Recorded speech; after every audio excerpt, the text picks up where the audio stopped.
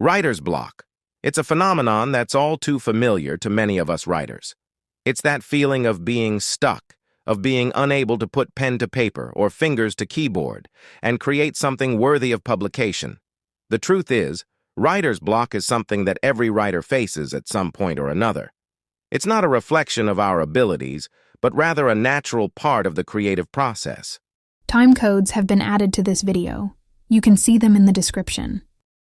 When we're faced with writer's block, it's easy to feel frustrated, anxious, and even inadequate. We start to doubt our skills, our ideas, and our ability to tell a compelling story. It's like being trapped in a never-ending cycle of self-doubt and uncertainty. The more we struggle to write, the more we feel like we're failing, and the more we feel like we're failing, the harder it becomes to write. It's a vicious cycle that can be overwhelming and debilitating. As writers, we put so much pressure on ourselves to produce high-quality work, to meet deadlines, and to please our readers, and when we're unable to do so, it can be devastating.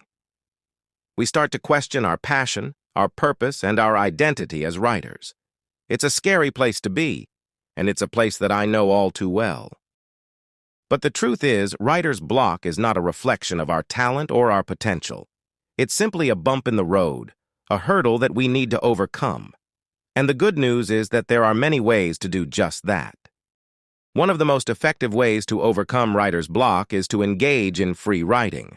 This involves setting a timer for a certain amount of time, say 10 or 20 minutes, and writing whatever comes to mind without stopping. It doesn't matter what you write, just that you're writing. This helps to loosen up your writing muscles, gets your creative juices flowing, and can help you tap into your subconscious mind. Another technique is to change your environment. Sometimes, a change of scenery can be just what you need to get your creative juices flowing again. Try writing in a different location or at a different time of day. Even a change of desk or chair can make a big difference. Setting small, achievable goals can also be a great way to overcome writer's block. Instead of focusing on the big picture, break your writing project down into smaller, manageable tasks.